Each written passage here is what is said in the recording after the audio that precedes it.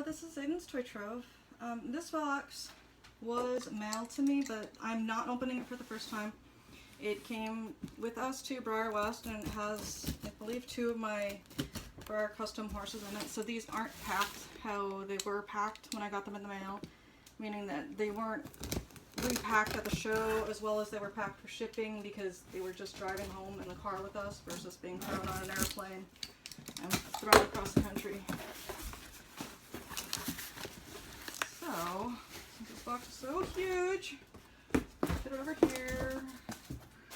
And we have 2 second place Breyer West Open Show ribbons. Oh, I must have put more ribbons in here because there's some first places. And program from the Horse Expo. And these ribbons just keep falling to the bottom of the box, so I'm trying to grab them before they all fall.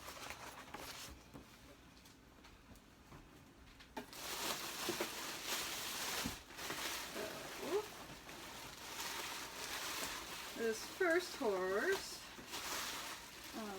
she's really hard to pack.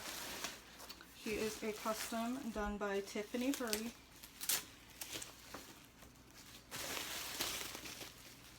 I really like Tiffany's work because even though this horse is really hard to pack, she's very sturdy.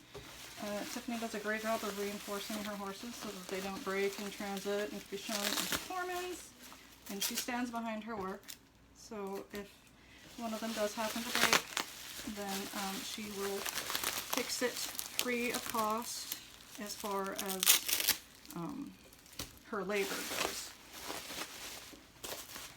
Like I said, these horses aren't packed as well as they were for shipping, so do not expect that you will receive a custom horse from me packed like this, because this is not how I would pack for shipping.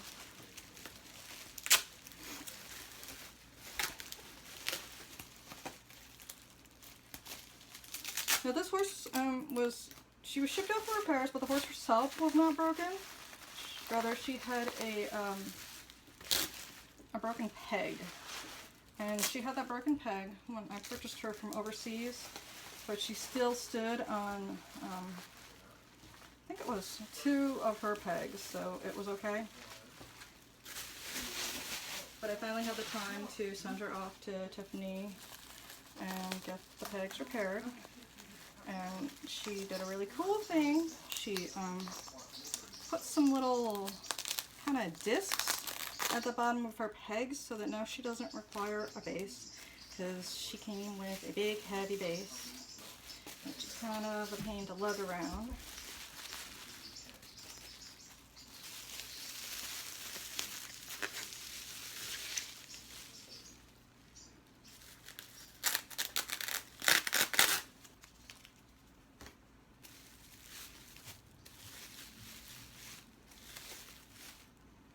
There you can see one of the little bases on the bottom. And when I packed her at the show, I was careful to wrap up these pegs, because the pegs, like I said, they can break really easily. And these are particularly long pegs, which are even more fragile than short pegs. So I wanted to make sure that they were wrapped up really nice.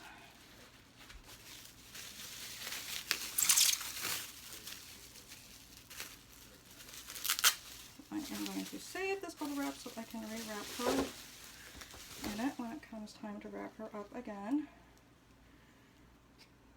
And Tiffany always uses fleece that she cuts, I assume she cuts by herself. It's soft and nice, and it's pink. We all know, well, if you know Tiffany Purdy, she likes pink. This is cheesecloth around her ears.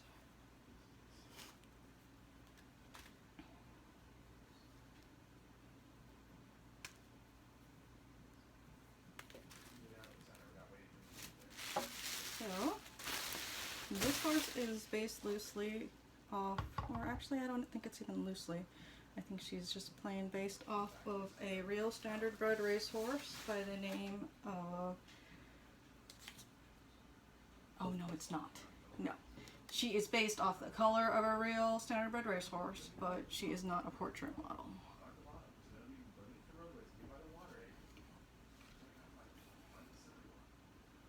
I'm trying to remember what she was customized from, and I'm really drawing a blank.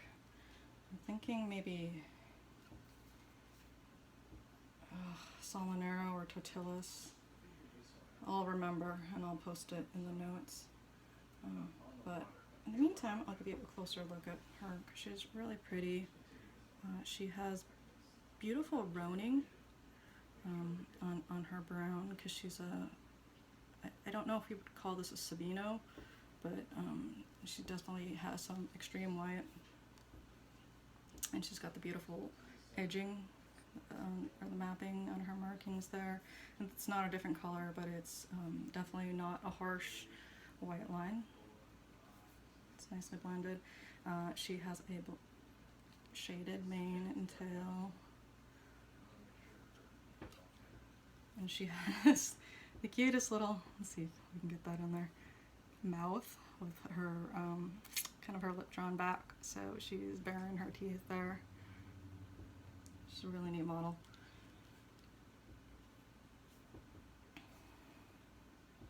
You can see the directional hair growth on the top of her rump there. Or maybe if I just let you guys look at her for a minute, you guys can figure out what mold she was made from. I originally wanted to say it was Gazelle, but it's not Gazelle because I have another Standardbred made by Gazelle and I know that this is not Gazelle. She just has the cutest face. I love her face, and she's got just a couple little white hairs in her tail. Really pretty. She is named Making a Purdy Good Time. She is done by Tiffany Purdy. Okay, so we will set her aside and we'll open up the other model, and I'm going to put her down on some bubble wrap just so she doesn't get knocked on the table, since she's not too wobbly, but it's not worth the risk of her getting knocked over.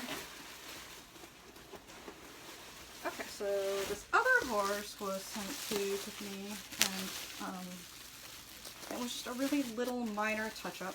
It was not a horse that was done by Tiffany, but from looking at the horse's color, I knew it was a color that Tiffany could match well. So I sent this girl along with the Standardbred to Tiffany to be fixed up. This one is a simple custom, and you'll definitely be able to tell which mold she was made from. And Tiffany wrapped her up in some pink felt or flannel here. It's really cute. This is a custom Weathergirl, and she was done by D'arry Jone Frank. And as you can see, she has a new mane and tail. She's got a wonderful swishy tail. I really loved her tail. And a nice, just kind of a flowing new mane.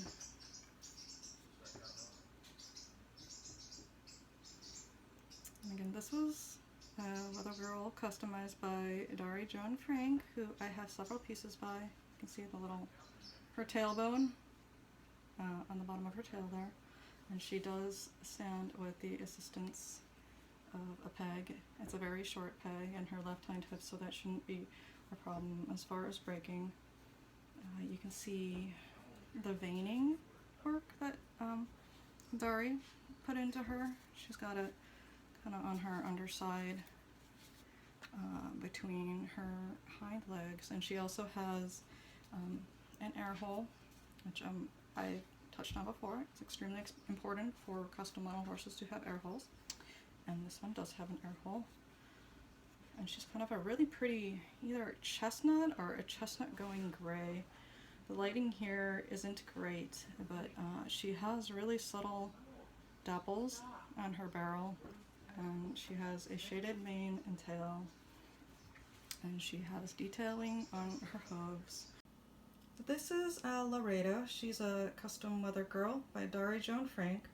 I'm not quite sure what her color is. It's either a chestnut or a chestnut going gray. She has shading on her mane and tail, which is really nice. And she also has a completely new swishy tail. D'arry's really good at getting that kind of character into her sculptures. She has a new free-flowing mane, so this is all new. She has a short peg in the bottom of her left hind hoof. It's very short, thick, and sturdy, so I'm very pleased with that. I haven't had a chance to show this horse yet, so hopefully she will be debuting at Breyer Fest 2017. I'm not sure if you can see in the video, but she's got really subtle dapples on her barrel and her hind quarters. She has a very soft look to her.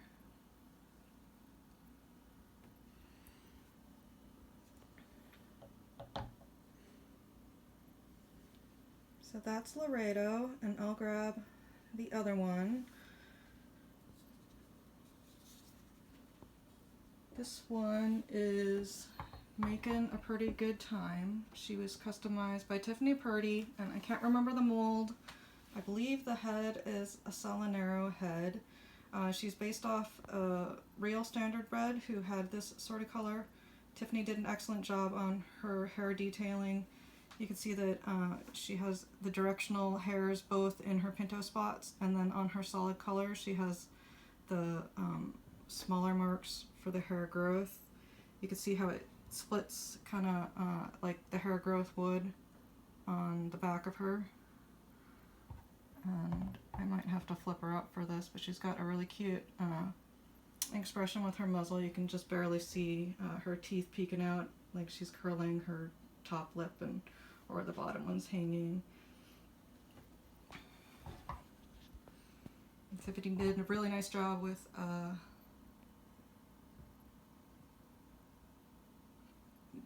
the detailing on the mane and the tail. It has great shading.